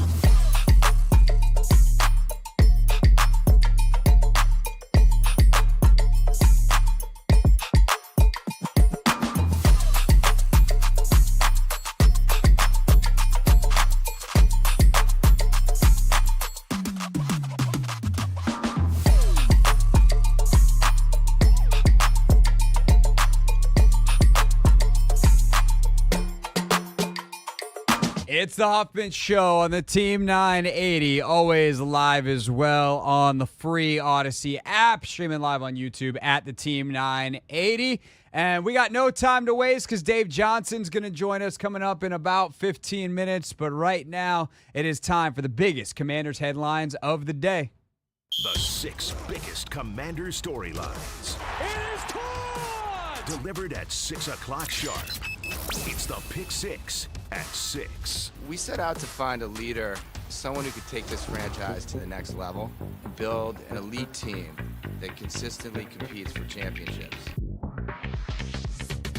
All right, let's dive right in. And the biggest thing we always want on Wednesdays is to set the tone for the week and set the roster for the week. Number 1. Dan Quinn, latest please on your 2 starting left tackles and your starting quarterback on the injury front. Do you have an update just on how Jayden's feeling coming out of the game, but also Cornelius and Brandon Coleman at this point? I'll hit you on all 3 of them. So Jayden will do some practice today. Brandon Coleman is doing well, and he'll also work back into practice, and Cornelius Lucas won't with his ankle injury. So we'll see where he looks like as the week goes, but both Jayden and Brandon will get some practice in today. Well, is Jayden's injury something you'll just have to kind of monitor as the season goes on? Yes. So there you go, straight from the horse's mouth, or I guess, whatever. The point is, from Dan Quinn, you hear that Jayden Daniels, this injury is not going to go away. But clearly, if he's not playing last week, if they don't get to a point that he can't continue to play on it. So I also imagine they don't really want to tell other teams, like, hey, it's really hurt still, or actually it's better. You know, we could unleash him, because they did limit how much they ran him last week. And if the Giants are in their meetings this week going, hey, we don't have to worry about him as a runner, and then all of a sudden he's healed, that is a little bit of gamesmanship that Dan Quinn played very well last week. Although everything he said turned out to be true, but you just don't know, and that's kind of why you do it. Number 2. Now, the offense last week was both successful and not. They put up 480 yards. That is good, but they need to score more. And Jayden Daniels was asked about the struggles that they had on Sunday and obviously how they fix them going forward. Yeah, just focus on the little things, the details, and how can we be better with that. And, it comes throughout the week of preparation. It's a players' league, and at some point, we got to go out there, we got to take accountability, and, we can't have the margin of error is real small in the NFL, so you can't get away with too much stuff. So luckily that we're not talking about this coming off a loss, and we're able to go back out there and focus and prepare the right way for the next week. That kid is very right about a lot of stuff, and he's 100% correct. The play calling wasn't an issue on Sunday, even in the red zone. Like, they have opportunities. They drop a ball for Ertz. I mean, tough catch. Tough catch. Jayden, if he can get a second more time, he hits Luke McCaffrey on that first drive. Couple of penalties in the red zone. They take a score off the board with Cosme being downfield, and Allegretti wipes away another big play on a screen. So just a lot of stuff that you have to credit the Bears for playing a lot of good defense, but if they just don't shoot themselves in the foot on 2 or 3 of those 5 plays that I just mentioned, we're talking about a completely different ball game, and you don't need, a Hail Mary at the end. Number 3. That said, we got a Hail Mary at the end, and it's been a fun couple of days to talk about it here, and certainly it's got to be fun if you are Jayden Daniels. And so he was asked, do you have any sense of what that play meant to the city and the area at large? Yeah, for sure. And I think you could just feel that throughout the stadium. What kind of shook me was when we were in Arizona and how much Washington fans traveled out there. So it's awesome to see just how everybody is happy, that we're out there playing football. We're out there competing, playing hard, and ultimately getting some wins. And, we need to continue to have that support in that fan base, and I know they'll show up and show out. I think part of the excitement of the fan base is not just that there is some group of mercenaries that has come to town and this is short-lived. It's like, yeah, Bobby Wagner, who knows how long he'll be here. Maybe he is here a bunch of years. He's playing good football and takes great care of his body. And obviously he got here the same year as in the same age as Fletch did, and Fletch was here for a good long while. But for most of this team, the guys that are making the impact, they're younger players. Number 4. And that gets us to Jayden and the rest of this rookie class that have really done an exceptional job for Washington this year. And what has it meant to Jayden to see that, to see not only, of course, himself, but his rookie classmates make meaningful contributions as well? Yeah, I mean, it's awesome to see everybody coming into their own. Some guys is quicker than others. So it's awesome to see Johnny go out there and make plays. I see they gave him his sack finally, well deserved. He had a fumble. Mikey's been playing really well, but you guys, Javante before you got hurt was playing well. You know, you got guys that was able to go out there and contribute and help this team's success. By the way, the fact that Johnny Newton had not been credited for the sack on Caleb Williams on the blown-up botched screen was ridiculous. They called that a carry in the game. It's like, I'll tackle for loss. It's like, no, that was a pass play. That was a sack. And it's part of a big breakout game from Johnny Newton, which was certainly noticed by Dan Quinn. You mentioned Johnny Newton stood out to you in the game the other day. What has your view of him in terms of like how you see him ultimately playing out his role, has that changed at all since you've had him here? And just in general at this point, what do you kind of see him being? I think it probably sped up some, Ben, due to the injury to John. And so, of course, when we got him, when you had setbacks with injuries, that's not something that you're prepared for. But I knew the player, and I knew, days like Sunday were coming. And so to see that come to fruition and the confidence that goes along with that, I think that's really important. But I knew that part of his game was there, and we had seen it in practice. You guys hadn't seen it in the game yet, but I knew we were knocking on the door for that.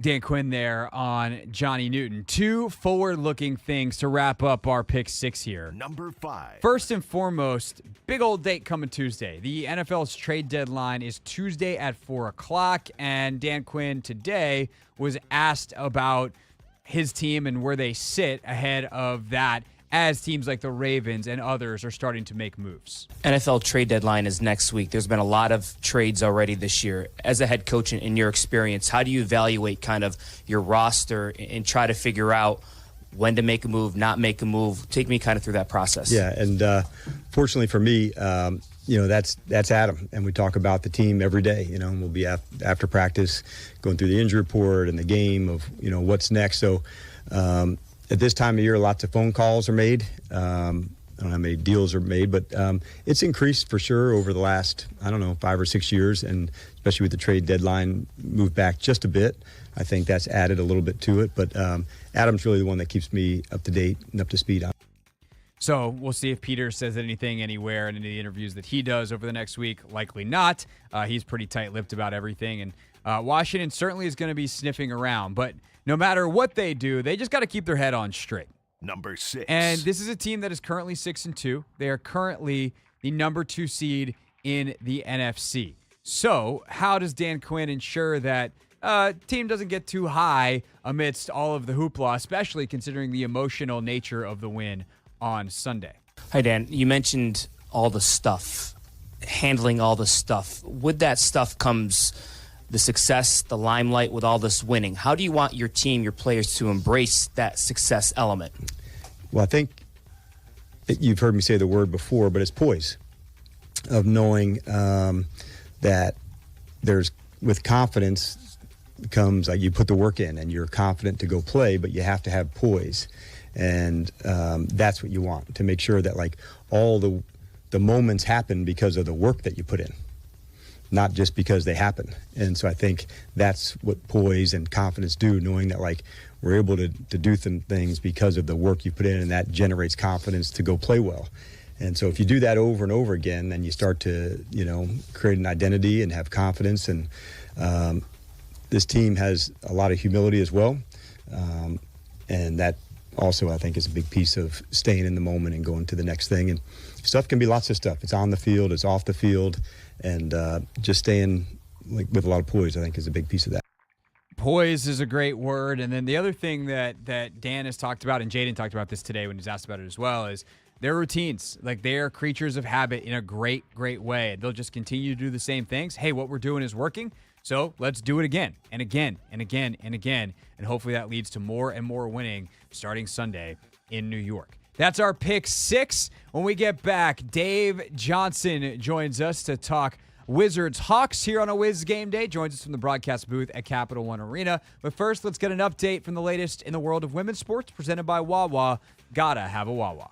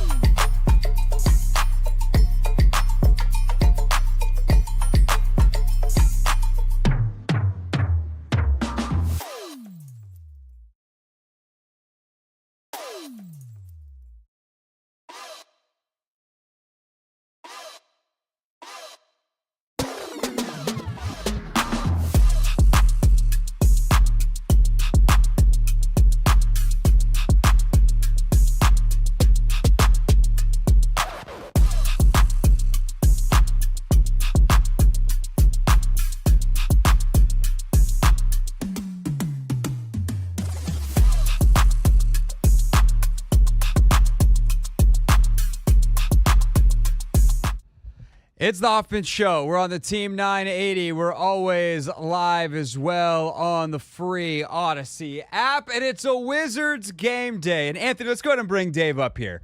As Dave Johnson's going to join us from the Wizards broadcast booth. And Dave, when I say this thing is hot off the presses, we had to extend the commercial break 30 seconds so that I could finish your proper introduction for the 2023 season. So are you ready, sir? We decided to go with the classic. We decided to go. For Dave, if I told you the song we went with, you have heard every single night at Capital One Arena for basically your entire career, would you know which song it is? I would guess Jump by Van Halen. I think I just say that because every time there's a jump ball, it seems like that is a good guess based off of the hint. It is not it. Instead, we have gone. Thunderstruck. Let me get Thunderstruck. No, not Thunderstruck. I did think about Thunderstruck, but we went with a little more DC flavor. Okay. Ladies and gentlemen, for the first time in 2024, I literally hope that I didn't make a mistake here as I hit print on this. This is how fresh this is. Dave Johnson's proper introduction on a Wizards game day. Right corner, Kismet open for three. It's there. Time to get the radio party started. Feeds now, the right block of Alsar slam. It's time for Dave Johnson on a Wizards game day. Give it a bridge now. Blocked by Coulibaly. Left wing George. 3 on the clock for three. It's there. Feel like busting loose. Busting loose. Crossover, step back three. Oh. Jordan Poole. You are cool. I feel like busting loose. Busting loose now. On the Hoffman Show. Ladies and gentlemen, from Capital One Arena, Dave Johnson. You know what? That was a lamp. I should have grabbed that. I mean, we have a team called the Capital City Go-Go, for goodness sake. So we do. I was overthinking it. But you know what's interesting is I'll keep supplying you with highlights as I make that a word that doesn't exist. Supplying, because this team, it showed Monday night. Not to get ahead of myself with whatever your first question is, but things are happening with this team, with these young players, and that's what's fun. There's going to be some duds, no question. Look, there's 82 games. There are in great seasons. But it'll be like Monday night when they do all the right things against Trae Young and some pretty good players, and they make it happen. But that was well done. That I can't tell you how. When I was informed you were in the hallway, I thought maybe you were under house arrest or something, but then I find out you're just finishing just a wonderful production, and it is DC, and that means so much to me. That was the goal, and so I'm glad that you like it. It is always, it's something I enjoy doing, but also sometimes the way the schedule goes, you get a little panini pressed on it, but it's okay. We did it. You provided great highlights. The Wiz obviously had some great ones the first couple games of the season to give us, and can't go wrong with Chuck Brown and the Go-Go. But Dave, you did hit right on what I want to talk about with you today, which is how these young players stepped up. But you can't step up if you're not in position. And as you and Glenn are calling the game, and then as Brian Keefe speaks about it afterwards, what stood out to you about how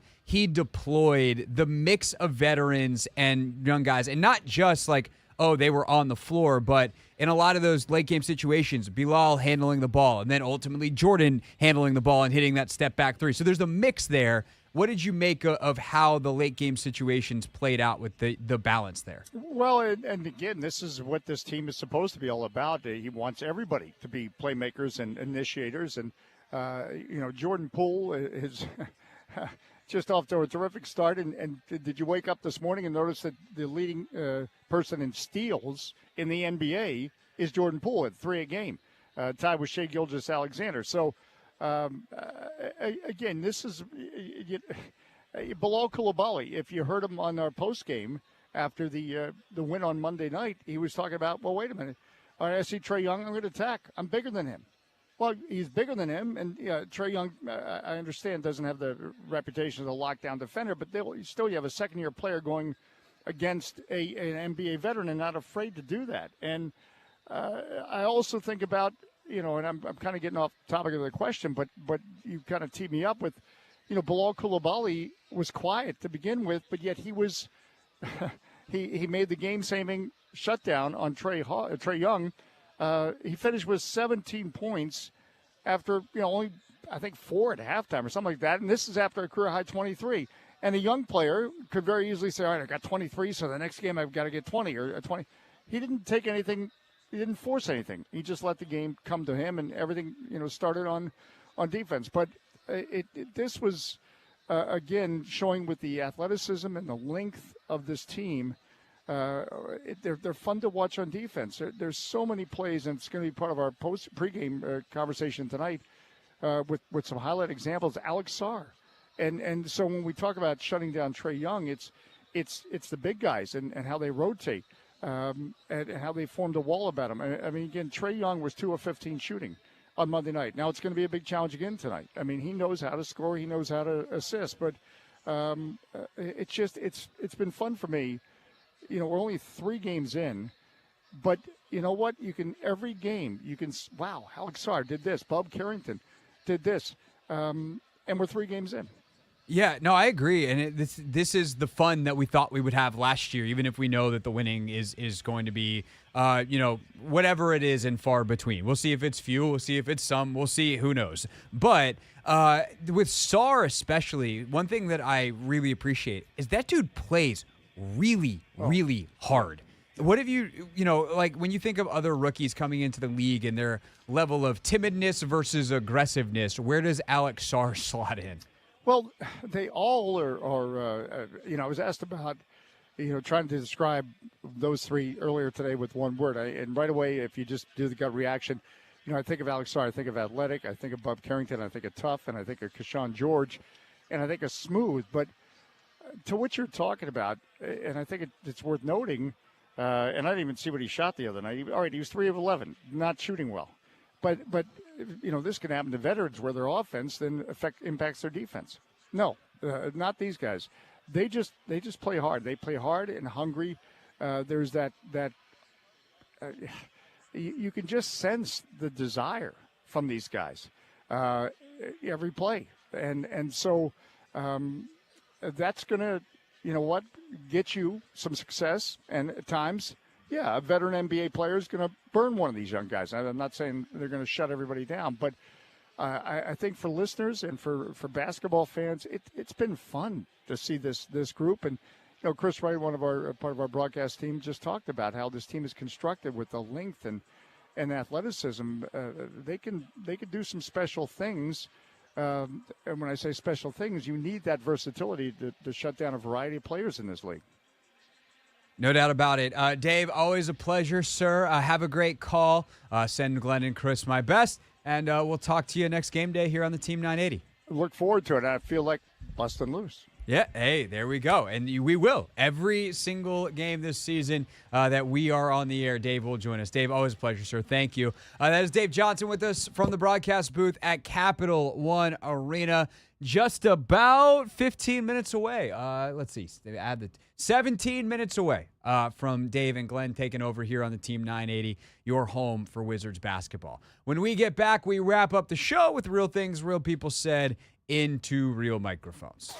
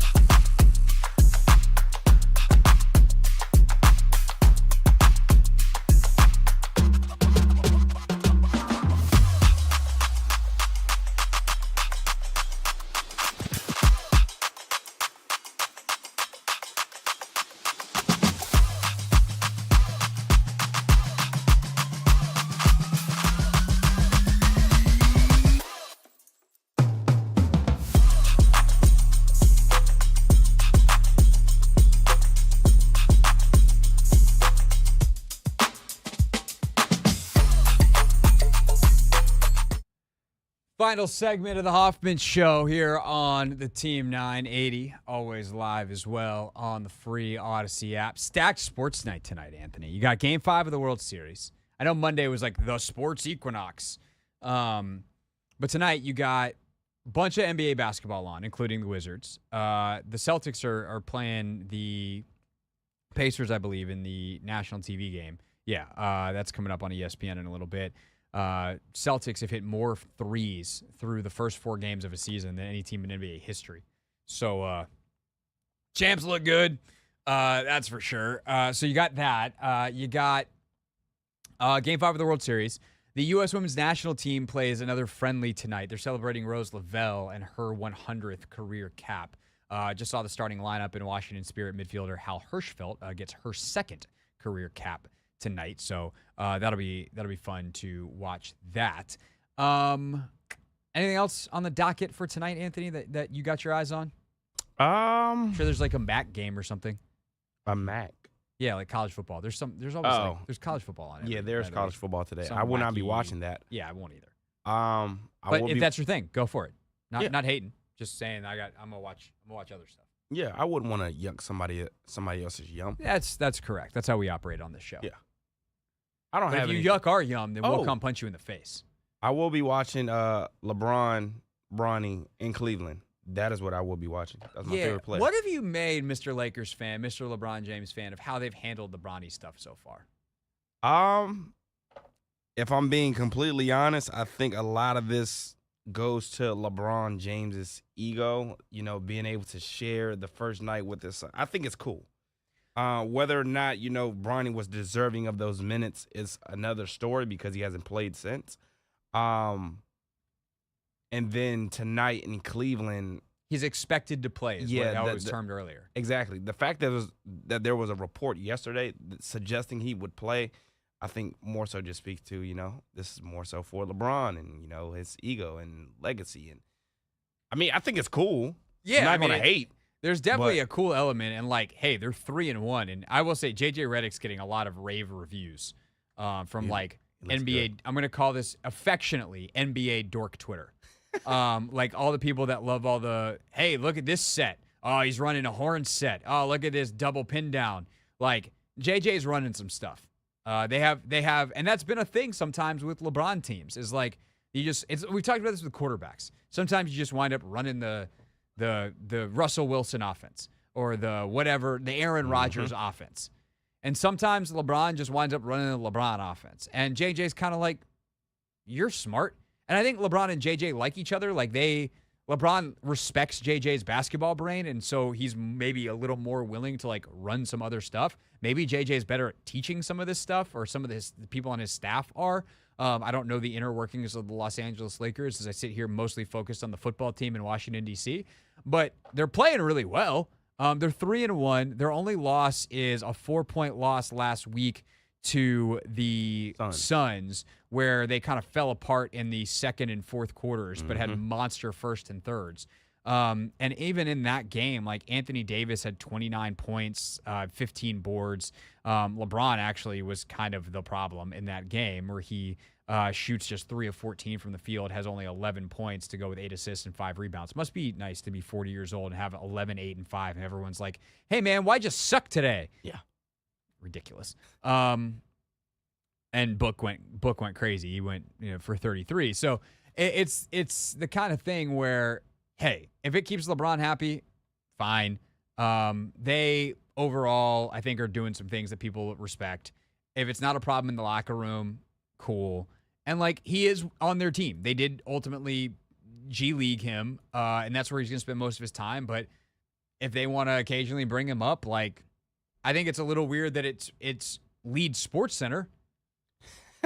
That's not the Lakers' fault. Yeah. When Jared Butler gets called up, or whoever the heck wound up being the two-way guys for the Wizards, I should know that. Whoever the two-way guys are for the Wizards get called up, they don't, or even the Knicks, even the Celtics, they don't. That doesn't Lead Sports Center. It's Bronny, because he's LeBron James's kid. Yep. And it's okay for the media to just go, hey, we're not going to do this. We can just, if I'm the Lakers broadcast, I'd probably say like, hey, so-and-so is up from the G League tonight. But I'd also do that if I was Chris Miller talking about the Wizards. Hey, so-and-so is available off the bench tonight, up from the G League. Okay, cool. But every time Bronny does anything doesn't need to be front page news. And that's not a disrespect to Bronny. That's actually out of respect for Bronny. Because if he's going to be good, he should be able to do the work in silence in the way that G League level players do. And he is that. He's not a bum. Yeah. By NBA standards, he's not any good. But he's a G League guy. Okay. Can he develop into more than that? It's going to involve a lot of bumps in the road, and I would like him to have that ability to have bumps in the road, because that's not fair to him just because he was LeBron James's kid that he's not going to get that. He's going to have it hard his entire career. He will. And you know what? It is, I say that, and you want to know what? It also isn't that bad to be Bronny James, because unlike a lot of G League guys, he don't have to worry about money. That's nice.